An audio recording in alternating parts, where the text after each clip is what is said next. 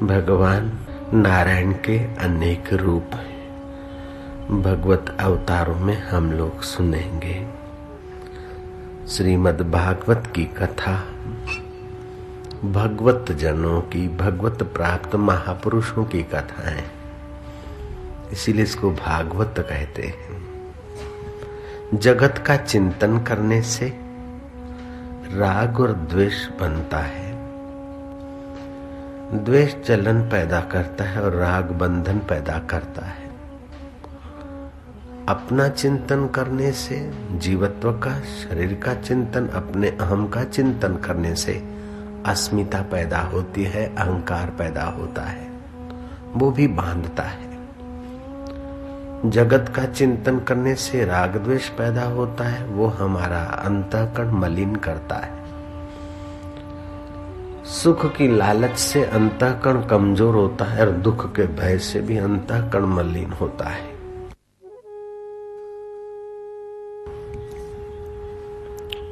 जगत का चिंतन करने से राग द्वेष पैदा होता है और अपना वर्णन करने से अस्मिता, अहंकार आदि पैदा होता है।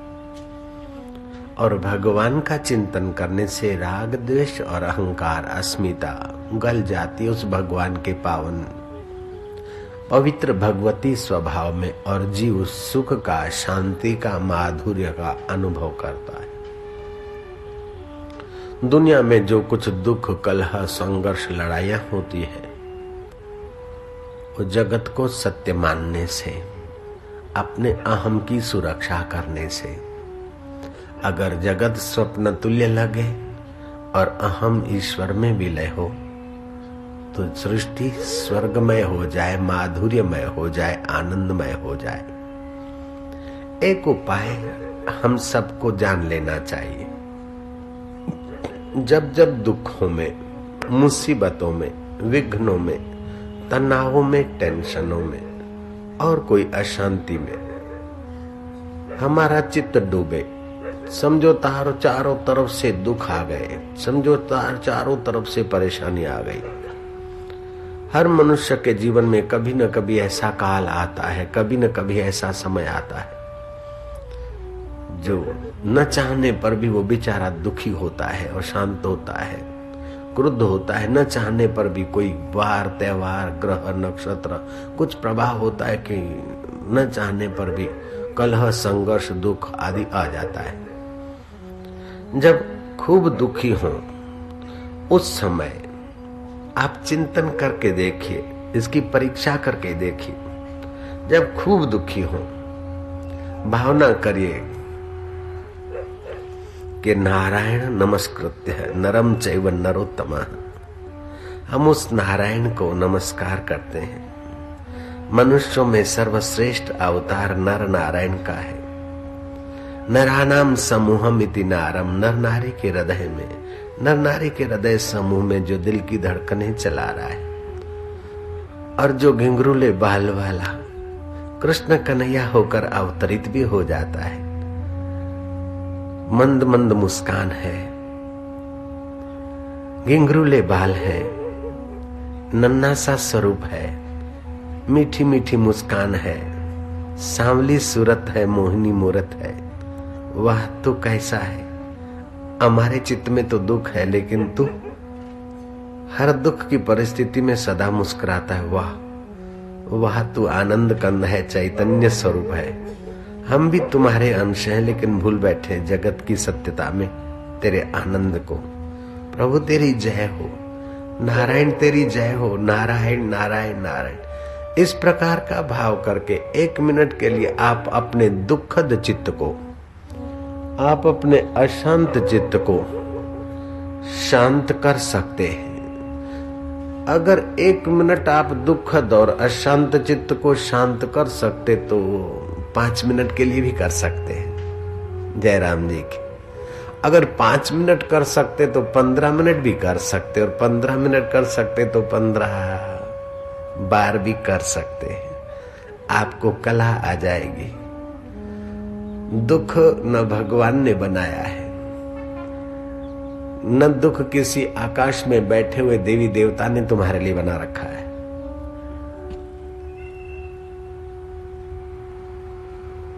दुख बनता है संसार को सत्य मानने की बेवकूफी से। दुख बनता है मिटने वाले शरीर को मैं मानने से। संसार का दृढ़ चिंतन करने से, राग द्वेष से दुख बनता है। अपने अहम में, अस्मिता में आने से दुख बनता है। आप भगवान में आ जाइए। जंगल में आग लगती तो जंगल के पशु क्या करते हैं? जलाशय में जा खड़े रहते हैं। जंगल की आग उनका कुछ नहीं बिगाड़ सकती। ऐसे ही संसार अरण्य में राग द्वेष झगड़े कलह की आग लगे, तुरंत पानी का घूंट पी लीजिए और श्री हरि को प्यार करिए, हरि का चिंतन करिए। हरि के अवतारों का, कर्मों का, लीलाओं का चिंतन इसलिए किया जाता है कि हम अपने कर्म बंधन से पार हो जाए। हरि का ध्यान इसलिए किया जाता है, हरि का स्मरण इसलिए किया जाता है कि हमारे पाप, ताप और बेवकूफी हम हर ले और चित्त में थनगनाता माधुर्य प्रगटा ले। खुश आदमी चलता है तो उसकी चाल नृत्य बन जाती। प्रसन्न आदमी बोलता है तो उसकी बोली गीत बन जाती।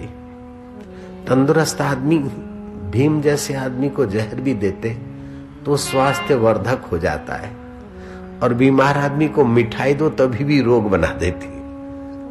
ऐसे अपने चित्त को स्वस्थ रखें। भक्त प्रार्थना करते, जय जय जय हनुमान ज्ञान गोसाई, जय जय जय हनुमान ज्ञान गोसाई, कृपा करो गुरुदेव की नाई। हे हनुमान जी, आप कृपा करो गुरुदेव जैसी। देवी देवता को जितना प्रार्थना किया, जो वस्तु मांगे और जो अर्पण किया, उसका जरा दुकानदारी के हिसाब से जुगाड़ ठीक बैठता है तो देवता वो दे देता है, देवी देवता। लेकिन हनुमान जी, आप हम पर कृपा करना गुरुदेव जैसी। एक छोटा सा कल्पित दृष्टांत है। बच्चा 10 रुपए की नोट ले गया दुकान पर, चमचम चमकती सोडा खार के तगारे पर इशारा किया, और फिर लक्ष्मी छाप टेटे फटाकड़े थे बड़े, बोलता है दुकानदार ने 5 रुपए की तो सोडा खार पकड़ा दी और 5 रुपए के बड़े फटाकड़े पकड़ा दिए। लेकिन वही दुकान अगर पिता की होती तो 10 रुपए पिता ले लेते और सोडा खार नहीं पकड़ाते, क्योंकि सोडा खार बालक खाएगा या गलती से आदमी आंख को लगाएगा तो खतरा है। फटाकड़ा फोड़ देगा, छोटा बालक है, मासूम है, खतरा है। बाप पैसा तो ले लेगा लेकिन न फटाकड़ा देगा न सोडा खार देगा, वही देगा जिसमें उसका हित हो। तो अन्य लोग, अन्य देवी देवता आप जो मांगे वो दे देते, लेकिन हनुमान जी और गुरु जी और ईश्वर हमारा जिसमें भला हो वही देते। इसलिए हनुमान के उपासक इस चौपाई को बार बार दोहराते मिलेंगे, जय जय जय हनुमान ज्ञान गोसाई, कृपा करो गुरुदेव की नाई। जैसे गुरुदेव शाश्वत तत्व के तरफ ले जाते, शाश्वत माधुर्य के तरफ ले जाते और नित्य सुख, नित्य जीवन की खबर दिलाते हैं। देवता लोग जो देंगे, पहले नहीं था और बाद में भी नहीं हो जाएगा तो नगण्य है। लेकिन हनुमान जी, तुम ऐसा दीजिए जो पहले था, अभी है, बाद में रहेगा। केवल उसकी प्रीति दे दीजिए, उसकी भक्ति दे दीजिए, उसका ज्ञान दे दीजिए, बेड़ा पार हो जाएगा। हनुमान जी के दर्शन करना अच्छी बात है, राम जी के दर्शन करना अच्छी बात है, लेकिन हनुमान बुद्धिमानों में अग्रगण्य है। हनुमान जी राम जी से मिले उसके पहले हनुमान जी के पास अद्भुत विद्या, कला, कौशल्य था, ब्राह्मण का रूप धारण करने का सामर्थ्य था, मनुष्य को परखने की क्षमताएं थी। ऐसे बुद्धिमान हनुमान भी जब राम जी मिले तो राम के सेवक हो गए। और राम काज बिन कहाँ विश्रामा, मैनाक पर्वत निकला है कि आराम कर लो, लंका गुजार रहे हैं, समुद्र लांघ रहे, तो समुद्र से मैनाक पर्वत निकला है कि आप आराम करो। बोले राम काज बिन कहाँ विश्रामा। ऐसे कर्मठ हनुमान जी, निष्काम कर्म योगी हनुमान जी राम की पूरे चाव से सेवा करते हैं। और जब राम जी का राज्याभिषेक होता है, विभीषण ने कीमती हीरे मोतियों की माला अर्पण की राम जी के चरणों में। राम जी ने सीता जी को दी और सीता जी ने उठाकर इस योगी ब्रह्मचारी को दी हनुमान जी को। और हनुमान जी ने देखा माणिक मोती तो है लेकिन इसमें राम रस नहीं है, हृदय को आराम देने वाला रस नहीं है। माला का एक एक दाना तोड़ के फेंकते गए। जवेरी बैठे थे सभा में, उन्होंने सोचा कि इसको क्या पता हनुमान जी को, इनको तो सेव देना चाहिए था, जमरुक देना चाहिए था, इनको माणिक मोती का क्या पता। लेकिन हनुमान जी को इतना सारा पता था कि ज्वेलर भी नहीं जानते। राम जी समझ गए कि हनुमान क्या चाहते हैं। राम जी कहते हैं कह हनुमंत प्रति उपकार करूं का तोरा, सन्मुख हो न सके मुख मेरा मोरा। हनुमान जी पर प्रसन्न होकर राम जी ने उपनिषदों का ज्ञान दिया। उस वक्त हनुमान जी को तत्व ज्ञान दिया है, नारायण स्वरूप का ज्ञान दिया है। और बुद्धिमान हनुमान जी को श्रवण मात्र से उस ज्ञान के लक्ष्य का साक्षात्कार हो गया। दो तरीके से परमात्मा तत्व का साक्षात्कार होता है। परमात्मा का दर्शन एक बात है और परमात्मा तत्व का साक्षात्कार दूसरी बात है। कृष्ण का दर्शन तो शाकुनी को भी होता था, दुर्योधन को भी होता था। राम का दर्शन तो शूर्पणखा ने भी किया था, मंथरा ने भी किया था और धोबी ने भी किया था। लेकिन राम तत्व का साक्षात्कार, कृष्ण तत्व का साक्षात्कार, ये विलक्षण चीज है। राम जी का दर्शन तो किया था हनुमान जी ने, लेकिन राम तत्व का साक्षात्कार के लिए राम जी ने हनुमान जी को उपनिषदों का उपदेश दिया, सत्संग सुनाया। उपनिषदों का ज्ञान सुनकर हनुमान जी कृत्य हो गए। हनुमान जी अपने इस एक शरीर में इतना ही मैं हूं, इस भाव से पार व्यापक ब्रह्मांड व्यापी चैतन्य के साथ एक हो गए। हनुमान जी को पूर्ण तत्व का बोध हुआ। राम जी पूछते हनुमान अब मैं कैसा लगता हूं? बुद्धिमान श्री हनुमान जी कहते हैं कि प्रभु जगत दृष्टिया आप स्वामी हैं, मैं सेवक हूं। सृष्टि दृष्टि से देखा जाए आप भगवान हो, व्यवहार दृष्टिया तब स्वामी हम सेवक हो। आप स्वामी मैं सेवक हूं। सृष्टि दृष्टिया आप ईश्वर है, मैं जीव हूं। और तत्व दृष्टिया हे रामचंद्र जी जो तुम हो वो मैं हूं, जो मैं हूं वही तुम हो। श्री राम ने हनुमान जी को आलिंगन में ले लिया। हनुमान जी तुम धन्य हो। राम लक्ष्मण जानकी तो लोग कहेंगे, लेकिन जय बोलो हनुमान जी की बोलेंगे। राम लक्ष्मण जानकी जय बोलो हनुमान की। और हनुमान जी के भक्त कहते जय जय जय हनुमान ज्ञान गोसाई, कृपा करो गुरुदेव की नाई। पूर्ण गुरु अपने शिष्य के जीवन में आत्मज्ञान का संचार चाहते। पूर्ण गुरु अपने शिष्य के जीवन में पूर्णता का बोध निहारना चाहते। पूर्ण गुरु की कृपा मिली, पूर्ण गुरु का ज्ञान। गुरु की पूर्ण कृपा है कि गुरु शिष्य को गुरु बना दे। गु माना अंधकार, रू माना प्रकाश। अज्ञान अंधकार को मिटाकर अपने आप के प्रकाश में अपने आत्मा के भाव में जगा दे। नारायणम नमस्कृत्यम नरं चैव नरोत्तमं देवीं सरस्वतीं व्यासं ततो जायं उदीर्यते। मनुष्यों में सर्वश्रेष्ठ भगवान के अवतार। ऋषियों को नमस्कार, सरस्वती देवी और श्री व्यास जी को नमस्कार। जिन्होंने श्रीमद् भागवत का रसपान कराकर जीव को भगवत तत्व में जगाया। भगवत कथा श्रीमद् भागवत में भगवान के अवतारों का वर्णन आता है। अवतार शब्द समझ ले। अवतरती इति अवतार।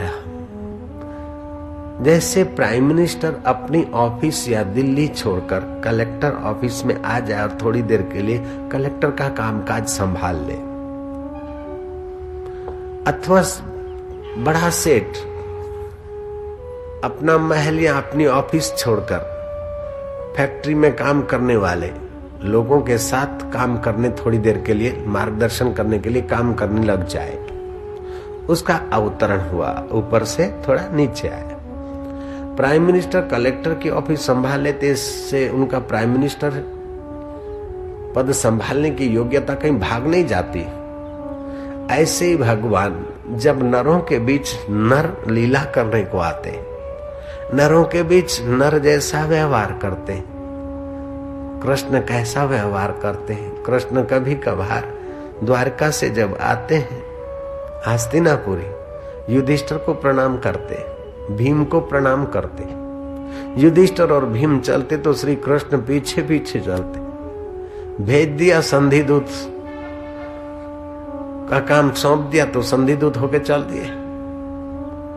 ऐसा भगवान ये गीता का गजब का भगवान है, रामायण का अद्भुत भगवान है। निषाद को गले लगाने में उसे संकोच नहीं, शबरी के बेर खाने में, झूठे बेर खाने में उसे संकोच नहीं, और सीता हाय सीता सीते सीते करके बन बन में चक्कर काटने में उसे संकोच नहीं। और जगह जो भी भगवान होंगे होंगे, लेकिन इस भारत के भगवान का तो गजब है कि अपने भक्तों के बीच कैसे कैसे अवतरित हो जाता है, किस किस रूप में अवतरित हो जाता है। इस भारत के भगवान के अनेक रूप हैं, अनेक अवतार हैं। उन अनेक रूपों में, अनेक अवतारों में जो कृष्ण अवतार है, कृष्ण रूप है, ये प्रेम प्रधान है, प्रेमा अवतार है। राम जी का अवतरण मर्यादा अवतार है। कपिल मुनि का अवतरण ज्ञान प्रधानता की से अवतार है। सृष्टि के आरंभ में महतत्व और महतत्व से अहंकार, मैं से पंच तन मात्राएं, पंच तन मात्राएं माना आंख, नाक, कान, इनमें जो तन मात्राएं काम करती सूक्ष्म इंद्रियां, वे उत्पन्न हुई।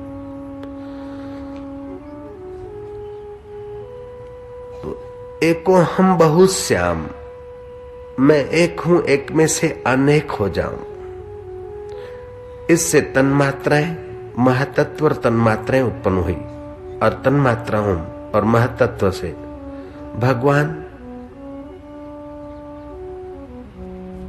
पुरुष रूप में अवतरित हुए। और पहला अवतरण हुआ सनत कुमार आदि का। पहले आदि नारायण और आदि नारायण की नाभि से ब्रह्मा जी, हम शुरू में समझते थे कि भगवान की नाभि से कमल पैदा हुआ और कमल से ब्रह्मा जी उत्पन्न हुए और ब्रह्मा जी के संकल्प से ये सब अवतार चले। लेकिन बाद में पता चला कि 2 हाथ पैर वाला व्यक्ति और उसके नाभि से कमल निकले और फिर उस कमल में ब्रह्मा जी, ये मोटी मति के लोगों को समझाने के लिए शास्त्रों ने अलंकारिक भाषाओं का उपयोग किया है। नाभि माना क्या? नभ इति नाभि, जो आकाश को नभ बोलते हैं। उस नभ से, चिदाकाश स्वरूप से, आकाश स्वरूप से स्फुरना हुआ और उस स्फुरना मन, बुद्धि, चित्त, अहंकार, चतुर्मुखी ब्रह्मा जी हुए। और फिर ब्रह्मा जी से सनकादि ऋषियों का अवतरण हुआ। वही परमात्मा नारायण होकर प्रकट हुए, वही परमात्मा ब्रह्मा जी होकर प्रकट हुए, वही परमात्मा सनत कुमार होकर प्रकट हुए। वही परमात्मा धरती को जल से बाहर लाने के लिए वाराह रूप में प्रकट हुए और वही परमात्मा चेतना अवतरित हुई नारद होकर। वही परमात्मा नर नारायण के रूप में और फिर कपिल अवतार, दत्तात्रेय अवतार और यज्ञ अवतार, ऋषभदेव अवतार जो जैनों के प्रथम तीर्थंकर, पृथु और मत्स्य अवतार, कच्छप और धन्वंतरी अवतार, मोहिनी और नरसिंह अवतार। नरसिंह अवतार ने प्रहलाद को प्रकट होकर दर्शन दी और उसके पिता को हिरण्याकश्यप को अपने धाम में पहुंचा दिया। वामन अवतार और परशुराम अवतार, व्यास अवतार, राम अवतार, बलराम और कृष्ण अवतार, बुद्ध अवतार। अब बाकी है एक कलंकी अवतार कलयुग में होने का।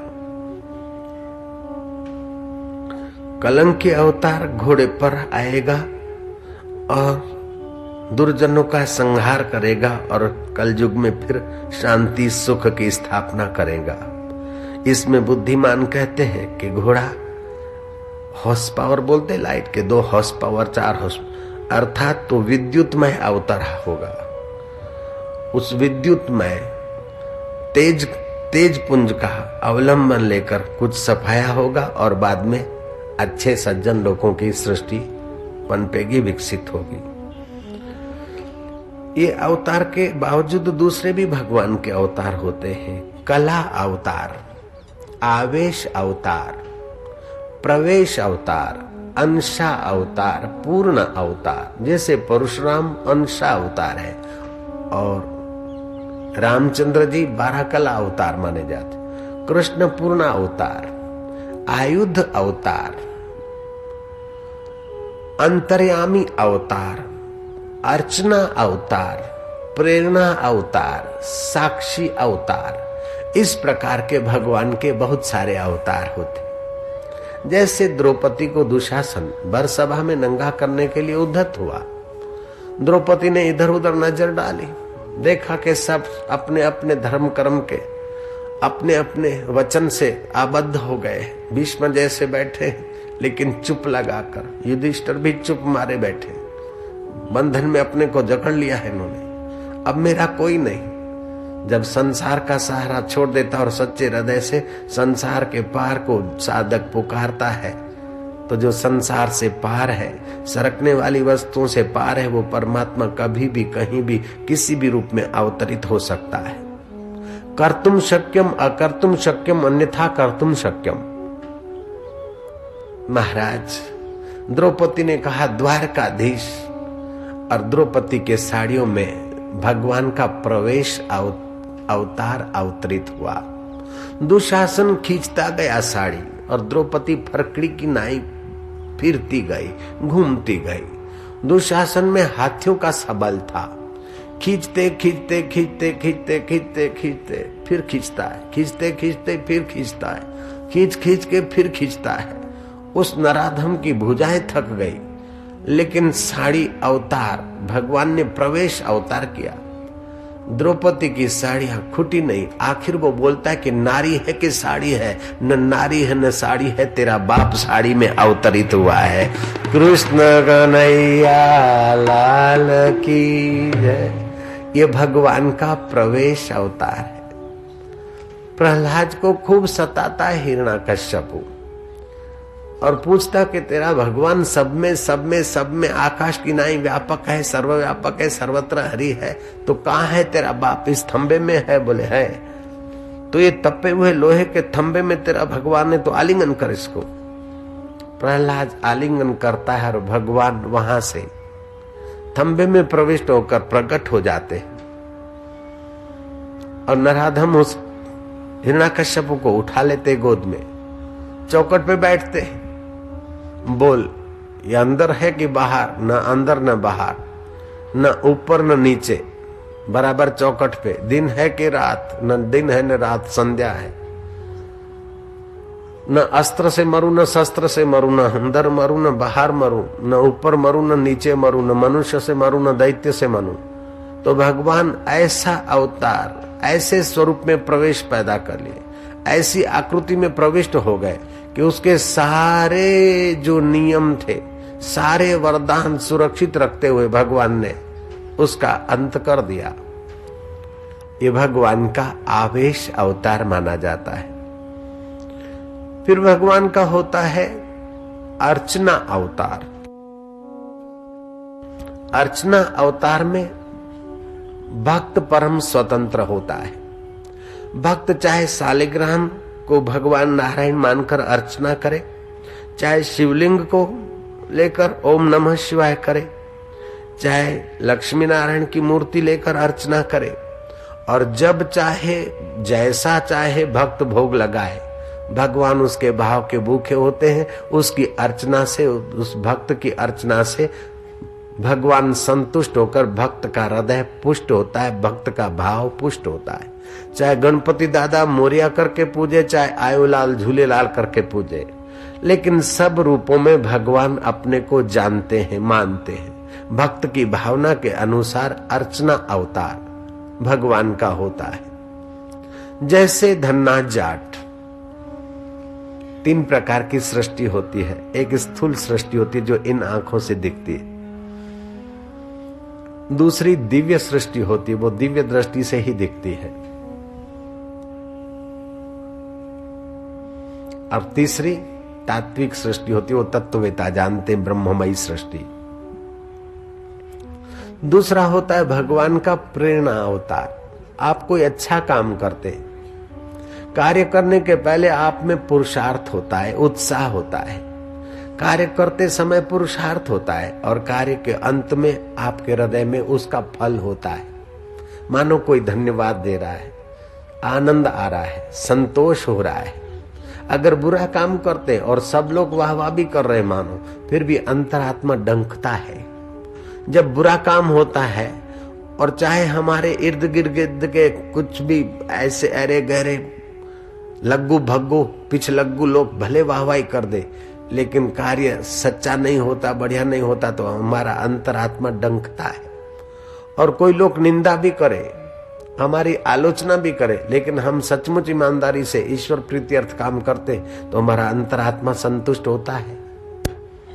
इसको बोलते हैं अंतर्यामी अवतार। वो अंतर्यामी परमात्मा की कृपा तुम्हारे अंतःकरण में अवतरित होती है। काम करते समय पुरुषार्थ और उत्साह होता है, और काम पूर्ण करते समय अंतःकरण में फल होता है। कुर्सी फल नहीं है, लड्डू फल नहीं है, तुम्हारे हृदय में परमात्मा का आनंद अवतरित हुआ, यही सच्चा फल है। अभी तुम कथा सुनने को आते हो, रास्ते में कई ट्रैफिक के या दूसरे तीसरे कई कठिनाइयां सहकर कथा में बैठते हो। कथा सुन के जब जाते हो, तो शाम को रात को बैठो, तो तुम्हारे अंतःकरण में क्या फलित होता है? ग्लानि फलित होती है कि हाय रे हाय, इतनी मेहनत की, इतना कष्ट सहा, आज का दिन बेकार गया। ऐसा फलित होता है तो समझ लेना कि पाप कर्म किया है, जयराम जी की अनुचित कर्म किया है। अगर घर जाओ और लगे कि हाश, आज का दिन हमारा सार्थक हुआ, मनुष्य जन्म सफल हुआ, भगवत कथा सुनी, भगवत नाम कीर्तन किया, पैरों से चलकर गए, एक एक कदम चलने का यज्ञ फल हुआ, श्रद्धा से बैठे भक्ति योग का फल हुआ, सुने और बुद्धि लगी ज्ञान योग का फल हुआ, कीर्तन करने से रक्त के परमाणु सात्विक हुए, अधिक जप करने से तो मंत्राकार हमारे रक्त के कण बन जाते, हमारा आज का दिन सार्थक गया। अंतःकरण में अगर धन्यवाद फलित होता है, शांति फलित होती है, आनंद फलित होता है, सात्विक सुख फलित होता है, तो समझ लेना कि परमात्मा ने तुम्हारा कर्म स्वीकार कर लिया है, पसंद कर लिया है।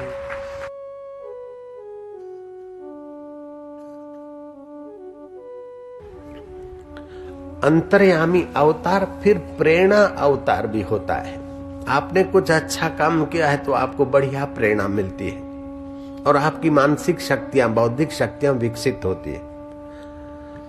शक्ति भरने वाला भी वो है और शक्ति हरने वाला भी वो है।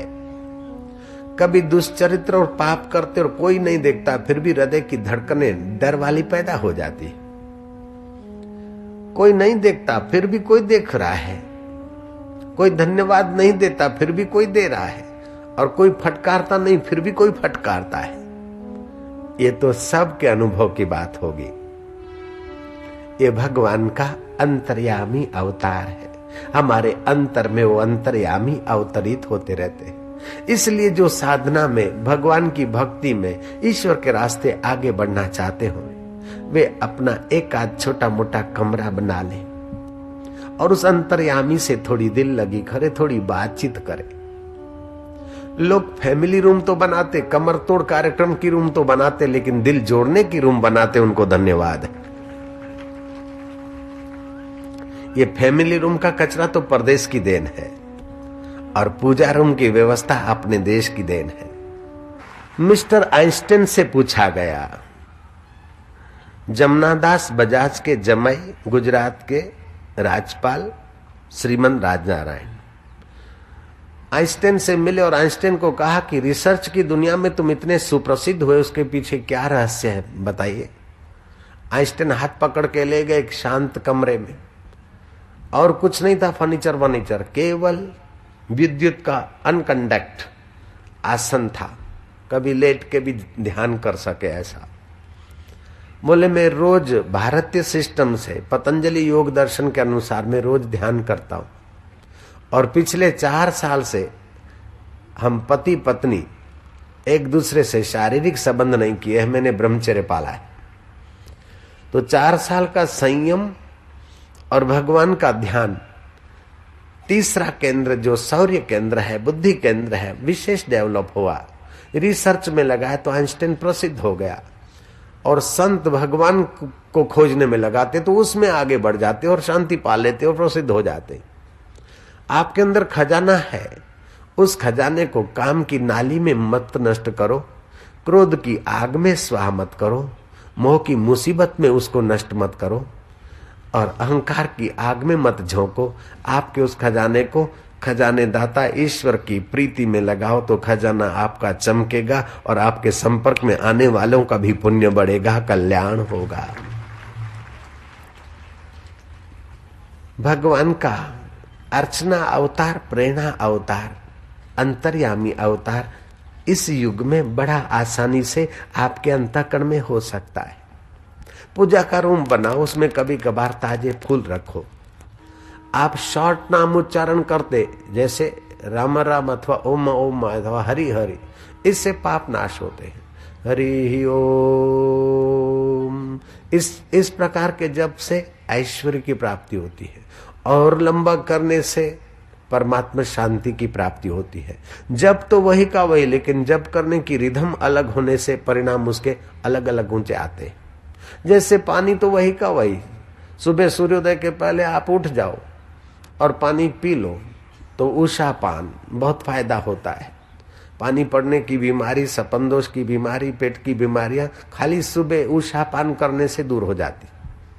दोपहर को खूब भूख लगी और पानी पियो तो विष का काम करता है।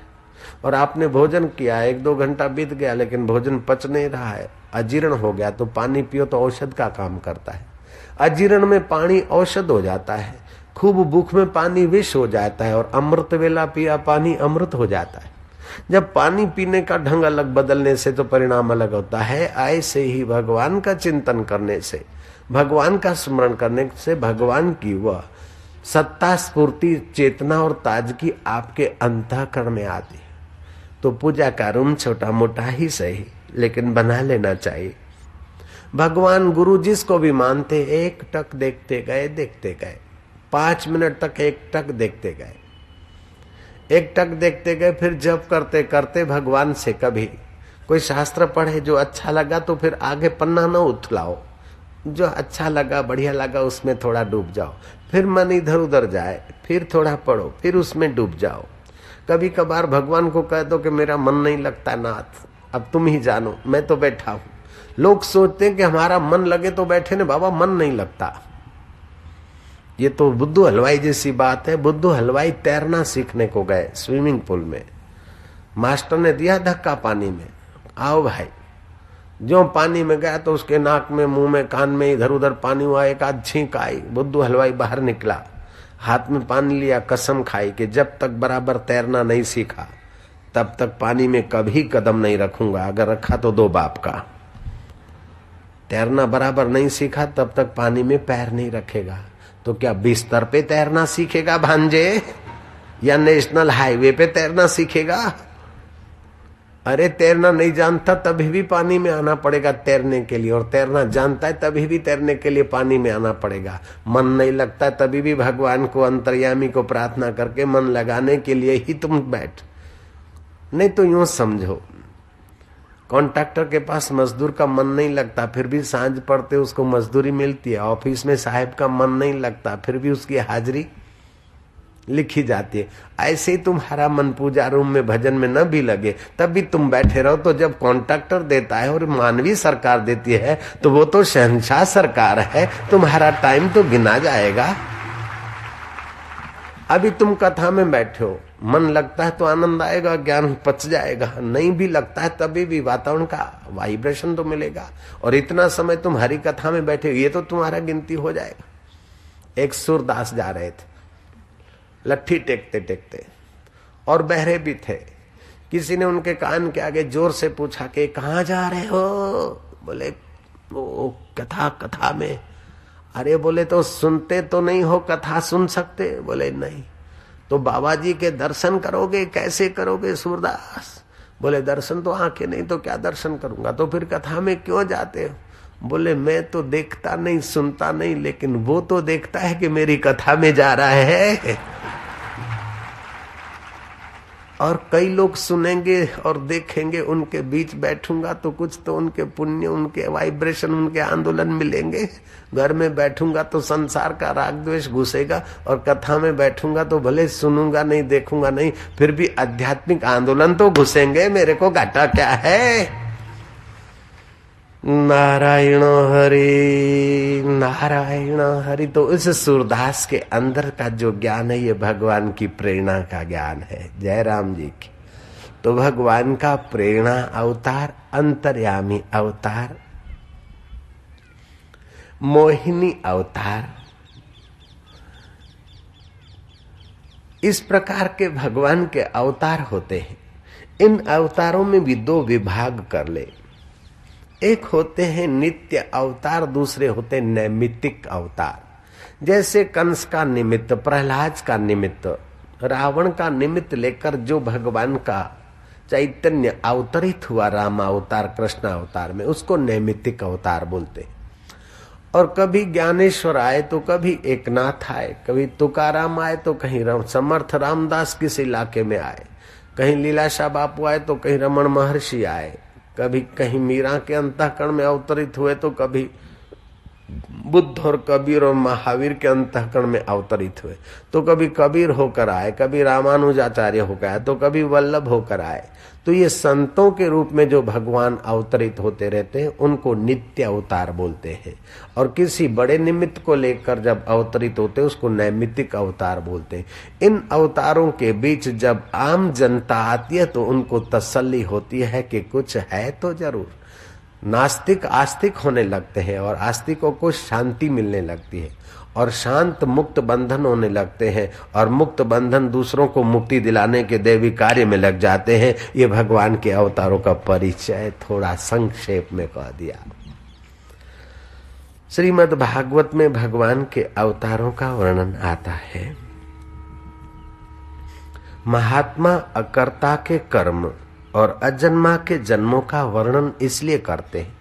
वास्तव में सच्चिदानंद परमात्मा अकर्ता है, फिर भी उसके कर्मों का वर्णन करते हैं।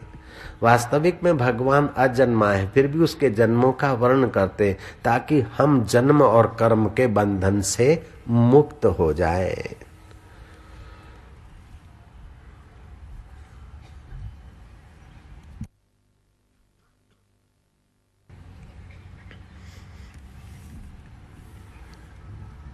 नारद जी घूमते घामते व्यास जी के आश्रम में आए, ऐसा वर्णन भागवत में आता है। व्यास जी ने आदर सत्कार किया, तनिक नारद जी ने आराम किया। फिर व्यास जी से वार्तालाप हुआ। व्यास जी को नारद जी कहते हैं, महाराज कि आप थोड़े असंतुष्ट से दिख रहे हो। महाराज आप ज्ञान ज्ञेय हो, आप तो ज्ञानी पुरुष हो, कारक पुरुष हो, फिर भी अपने कर्मों से तुष्टि नहीं हो ऐसा आपके चेहरे से पता चल रहा है। महाराज आप कुशल तो हो। व्यास जी कहते हैं कि नारद जी तुम लोक में विचरण करते हो, तुम्हारी दृष्टि ठीक है, सही है। मुझे अपने कर्मों से अभी संतोष नहीं हुआ। मैंने इतने इतने शास्त्र लिखे, फिर भी लोग शास्त्रों का सहारा छोड़कर कुमार्गगामी हो रहे हैं और दुखी हो रहे हैं। तो लोगों का दुख देखकर मेरे चित्त में संतोष नहीं है। क्या मेरे शास्त्रों में कमी है क्या? अच्छा आदमी अपनी कमी खोजता है, बीच का आदमी अपनी और दूसरे की कमी खोजता है, और दुष्ट होता है तो पूरा दूसरे पर ही आरोप करता है। दो आदमी लड़ेंगे ना तो वो बोलेगा ये बेवकूफ है, इसने ऐसा किया, और उस पक्ष से पूछो तो बोले ये बेवकूफ है, इसने ऐसा किया। जब दोनों बेवकूफ होते तो झगड़ा जोर पकड़ता है। जयराम जी की I shout you shout who will carry dot out. मैं भी रानी तू भी रानी, कौन भरेगा घर का पानी। देरानी कहती है मैं राइट, और जेठानी कहती है आई एम राइट। वो बोलती है मैं राइट, वो बोलती है मैं राइट। दोनों राइट से कुछ दूर होती हैं, तभी भिड़ती हैं आपस में। ऐसे सासू बहू का, भाई भाई का, मित्र मित्र का, समाज समाज का जो झगड़ा होता है। एक महात्मा जीवन मुक्त संत थे, बाजार से गुजरे, कहीं बैठे थे। भक्त ने कहा महाराज आप तो पहुंची हुई शक्ति है, भगवान की माया क्या महाराज, माया का जरा चमत्कार तो दिखा दो। महाराज मोजीले थे, बोले माया माया देखनी है, मानवी माया देखनी है, भगवान की माया तो ये सब दिख रही है, मानवी माया दिखा देता हूं। इतने में एक बाल्टी लेकर पसार हुआ, शहद लो शहद, ताजा असली शहद, मध लो मध, शहद लो शहद। महात्मा ने उसको शहद वाले को बोला और बाल्टी में उंगली डाला। बोले क्या भाव शहद? अच्छा जाओ। वो शहद वाली उंगली दीवार पे लगा दी।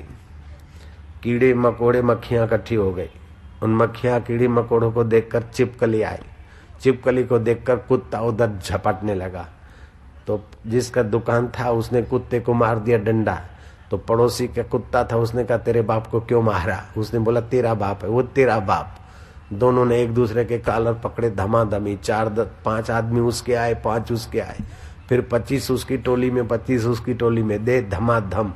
और महाराज पूरा बाजार बंद हो गया और कर्फ्यू ऑर्डर जाहिर हो गया। महात्मा ने कहा इसी का नाम माया है, देख ले मानवी माया। बात में कुछ नहीं और कर्फ्यू ऑर्डर हो जाता है। बात तो बिल्कुल छोटी होती है और दे धमाधम हो जाता है। नास्ति अविद्या मनसो अतिरिक्ता, मन एव अविद्या भवबंध हेतु, तस्मिन विलीने सकलम विलीनम, तस्मिन जिघ्रिने सकलम जिघ्रिनम। शंकराचार्य ने कहा अविद्या ये मन से अलग नहीं है, मन की बेवकूफी ही अविद्या है। उसकी बेवकूफी शांत होते ही माया का प्रभाव शांत हो जाता है, उसकी बेवकूफी बढ़ते ही माया का प्रभाव बढ़ जाता है। मैं कह दूं कि नवंबर महीने का गुरुवार है, गुरुदेव का वार है, आज सब लोग 100 रुपया जाके दान करो, तो ये बात नहीं मानेंगे जयराम जी की। तो जो अनुकूल होगा वो तो बात निषेध को भी मान लेंगे, लेकिन जो देने में या करने में ये ऐसा करेंगे। तो व्यास जी मैं आप मेरा ये खाली समझाने का करिए, मैं 100 कहता नहीं, हाँ ऐसा करना भी नहीं आप, और कहूंगा तो सब लोग करने वाले भी नहीं है और हमको करवाना भी नहीं। लेकिन मन का स्वभाव है कि मन भावन चीज को वो तो धर्म के नाम से आएगी तो ले लेगा, और मन को नहीं भावेगा तो चाहे धर्म कहता हो, चाहे भगवान कहता हो, चाहे शास्त्र कहता हो, वो बड़ी कठिनाई से करेगा तो थोड़ा बहुत करेगा। तो व्यास जी को नारद जी कहते हैं कि आपने जो छूट छाट दे दी है, तो ये मन भावन छूट छाट तो शास्त्र की ले लेंगे और ज्यादा छूट छाट लेंगे, क्योंकि शास्त्र में भी तो कहा है, इतना तो उधर कहा है तो और थोड़ा कर लिया तो क्या बात। महाराज मनुष्य के मन को जब तक भगवान की भक्ति का रस नहीं मिलेगा तब तक मनुष्य का मन पाप ताप और विकारों से बाज नहीं आएगा। वे शास्त्र किस काम के, वे वार्ताएं किस काम की जो भगवान के रस को जगाने का काम न करे। महाराज आपके शास्त्र में, आपके साहित्य में भगवत भक्ति की बातें हो, आप भगवान श्री कृष्ण का ध्यान करके चरित्र देखो और श्री कृष्ण के चरित्र लिखो महाराज। उसमें हास्य रस, वीर रस, सिंगार रस आदि रस के द्वारा मनुष्य का सोया हुआ वो रस स्वभाव जागृत हो, तब संसारी लोग सुखी होंगे महाराज। संसार के व्यवहार की बात और धर्म कर्म में लगने के लिए छूट छाट की बात तो आपने बहुत ग्रंथों में लिख दी, लेकिन दिल को कोई ठिकाना चाहिए विश्रांति का। काम करने के पहले आराम होता है, काम करने के बाद आराम होता है, तो काम भी ऐसा करो कि अंतर्यामी परमात्मा में आराम मिलने लग जाए तो भला होगा।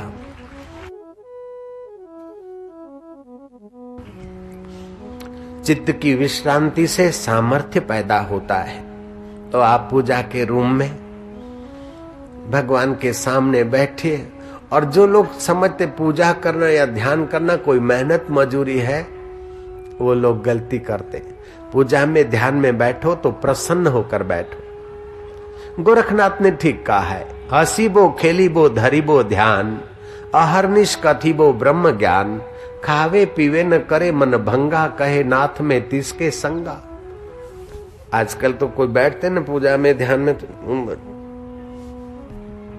क्या कर रहा है, बोले ध्यान कर रहा हूं। ध्यान कर रहा है कि कुश्ती कर रहा है, माला कर रहे। ए आवाज न को करा, मैं माला करतो ही। माला करता है किसी शासन करता है। अपने चित्त को भगवतमय बनाइए। माला करते समय जब जब भगवान का नाम याद आए तो सोचना कि इस कलयुग में और भगवान की याद आ रही तो जरूर मेरे को अंतर्यामी ने याद किया है। हाँ माझा विठ्ठला जय हो, प्रभु तेरी जय हो। जब भगवान का नाम लेने की याद आ जाए तो पक्का समझना कि भगवान ने मेरे को याद किया है, तुमने मेरे को याद किया। वाह वाह, मैं धन्य हूं प्रभु, जय हो। तुमने मुझे याद किया, मैं तुम्हें याद करूं, तुम मेरे मैं तुम्हारा, जय हो प्रभु तेरी जय हो। इस प्रकार भाव बनाकर अपने चित्त को रसीला बनाना चाहिए। सुबह नींद में से उठे, आंख खुल जाए तो फिर बंद कर दिया, थोड़ी देर लेटे रहे, 2-3 मिनट शांत शांत। फिर शरीर को बराबर खींचो खींचो खींचो, ऐसा खींचो कि तुम्हारी आत्मशक्ति नस नाड़ियों में और शरीर के अंगों में आ जाए। 2 मिनट खींचो, 2 मिनट ढीला छोड़ो, फिर 2 मिनट बैठ जाओ शांत होके, मैं तेरा तू मेरा। और आखिरी 2 मिनट तुम्हारा दायां हाथ तो भगवान का मान लो, है तो दोनों हाथ भगवान के, फिर भी एक हाथ भगवान का मान लो, एक अपना मान लो और मिलाओ हाथ। और हाथ मिलाया तो दायां हाथ में तो ताकत होती, हाथ मिला और बायां हाथ को दबाया, हे प्रभु हे प्रभु, ऐसा करके भगवान से हाथ मिलाओ और जोर से 2 मिनट हंसो। तुम्हारा सुबह बढ़िया हो जाएगा और दिन भर वो स्मृति आएगी और तुम्हारा दिन भर मंगल हो जाएगा, आनंद आने लगेगा, तुम्हारा चिंतन भगवताकार बनने लगेगा। कैसे भी करके जगत का राग द्वेष हटे। धर्म धन के लिए नहीं है, धन धर्म के लिए है, भोग के लिए नहीं। धन है तो भोग भोगे तो आप खोखले हो जाएंगे। धर्म के लिए धन है और धर्म मुक्ति के लिए है। भोग निर्वाह के लिए है, भोग वासना में डूब मरने के लिए भोग नहीं है। तुम खाओ पियो रहो जियो, लेकिन औषधवत इनका उपयोग करो। उत्तम भोक्ता वह है जो भोग का ठीक उपयोग करे। जो उपभोग करता है भोग उसको भोग डालते। तो अपने जीवन में धर्म अर्थ काम और मोक्ष इन चारों चीजों का विभाग करना चाहिए। धर्म स्वतंत्र बनाता है। आप विकारों से स्वतंत्र हो, आप क्रोध से स्वतंत्र बनो, काम से स्वतंत्र बनो। जब जरूरत पड़े तो काम का उपयोग करो, जब जरूरत पड़े तो क्रोध का उपयोग करो, जरूरत पड़े तो लोभ और मोह का उपयोग करो। आप इनके स्वामी बनो, इनके पराधीन न हो। ये धर्म की व्यवस्था है। धर्म आपको स्वतंत्र बनाना चाहता है। मेरे को किसी ने धक्का मार के कमरे में बंद कर दिया और बाहर से कुंडा लगा दिया, चाहे आधा घंटे के लिए बंद किया, फिर भी मैं पराधीन हूं। अगर मैं स्वयं कमरे के अंदर चला जाता हूं और कुंडा बंद कर देता हूं और 2 घंटे बैठा हूं तो स्वाधीन हूं। ऐसे काम आए और हम कामी हो गए, क्रोध आए हम क्रोधी हो गए, लोभ आ गए हम बेचैन हो गए, तो ये हम पराधीन हो गए। धर्म हमें स्वतंत्र बनाता है। एक पुल से साइकिल भागी आ रही है। आती हुई साइकिल को गुजरात में तो रात को बत्ती के बिना साइकिल होती ना तो उसपे चालान करते, इधर क्या पता महाराष्ट्र में क्या है, उधर चालान करते। सीटी बजाई, पुलिस वाले ने सीटी बजाई, ए साइकिल साइकिल रोको, बिना बत्ती के साइकिल आ रही है रोको। साइकिल वाला बोलता है, ए खाकी कपड़े वाले हट जाओ हट जाओ। बोले हटे क्यों, मैं तो तेरे ऊपर चालान करूंगा, साइकिल रोको। वो बोलता है हट जाओ नहीं तो मैं तुम्हारे पे गिरूंगा, क्योंकि साइकिल को ब्रेक भी नहीं आए। साइकिल में बत्ती तो नहीं है लेकिन ब्रेक भी नहीं है। तो हम पूछते कि धर्म आपके जीवन में ज्ञान की बत्ती धर्म से ली कि नहीं ली, और संयम की ब्रेक ली कि नहीं। गुजरात में सौराष्ट्र आहे बोला आहे। सौराष्ट्र में एक बड़ा डाकू रहता था, जोगीदास उसका नाम, जोगीदास गुमान जोगीदास रहता था। उससे भावनगर की राजा भी डरते थे, भावनगर का स्टेट थर-थर कांपता था। ऐसा था, एक रात को वो सोया, चांदनी रात थी, अभी 10 ही बजे एक छन छन करती हुई कोई व्यक्ति आ रही। जोगीदास लेटा ही था, देखा कोई व्यक्ति आ रहे, उठाया अपना हथियार, सावधान रहो डाकू था। लेकिन अकेली व्यक्ति है और पुरुष भी नहीं है, कोई नारी के लिबास में, लेकिन हो सकता है कोई भी हो, शत्रु हो। वो सुंदरी जब उसके कमरे में आई, गजब का सौंदर्य, वो सुंदरी कहती है कि अरे जोगीदास, तेरी इतनी शूरवीरता और तेरा इतना मनोबल, तेरा ऐसा छलकता यौवन और सौंदर्य देखकर मैं तो फिदा हो गई। मैंने तो अपने मन से तुझे वर लिया है, अपनी विशाल बाहुओं में मुझे तू ले ले। सदा के लिए तू शादी नहीं करेगा और मेरे कुटुंबी भी नहीं कराएंगे, और नहीं तो एक रात के लिए भी तू मेरे को स्वीकार कर ले। जोगीदास कहता है, मैं भले डाकू हूं लेकिन अपने आप की कमर तोड़ने वाला बेवकूफ तो मैं कभी भी नहीं होऊंगा। मेरा भी अपना प्रिंसिपल है, मेरा भी अपना जीवन है। अगर मेरी लंगोट मजबूत नहीं है तो ये थर थर कांपने वाले राजा तो मेरे को दो घड़ी में भून डालेंगे। मेरे जीवन का भी कुछ उद्देश्य है। तू जहां से आई है सुंदरी, चली जा। उसने कई नखरे नाज किए, लेकिन गुजरात का वो डाकू, वो भी अपने कुछ धर्म कर्म के बल से अपने जीवन में ब्रेक रखता है। जयराम जी की महाराज, बाद में तो वो कभी अकेला नहीं सोया, 2-3 आदमी अपने साथ ही रखता था, और दुश्मनों से भय नहीं था, लेकिन अपना मन कभी दुश्मनी न कर ले।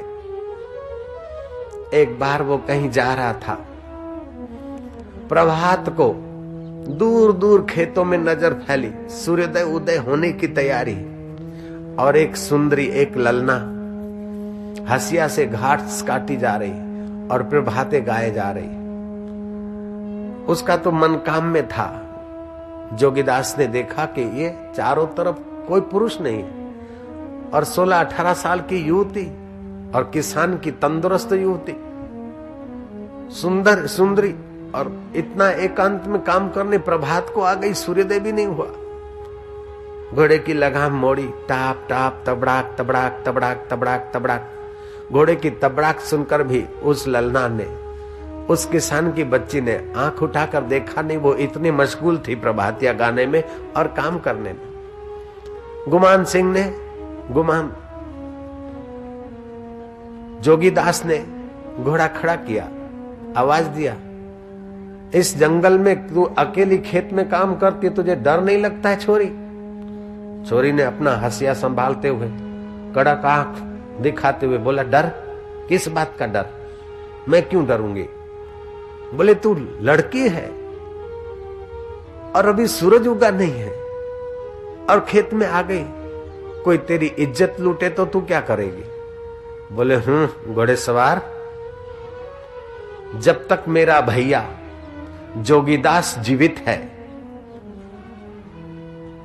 तो इस आसपास के 50 गांवों में किसी माई के लाल की लुच लोफर की ताकत नहीं कि बहू बेटी को हाथ लगा सके। भले जिए मेरा जोगीदास गुमांस।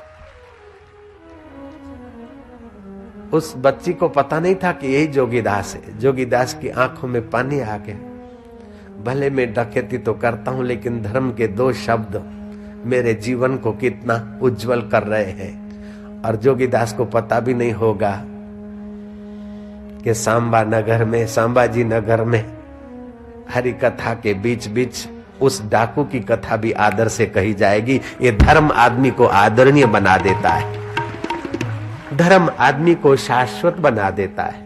शबरी भीलन को पता नहीं था कि आसाराम बापू होंगे हजारों लाखों साल के बाद और कथा में मेरी प्रशंसा करेंगे।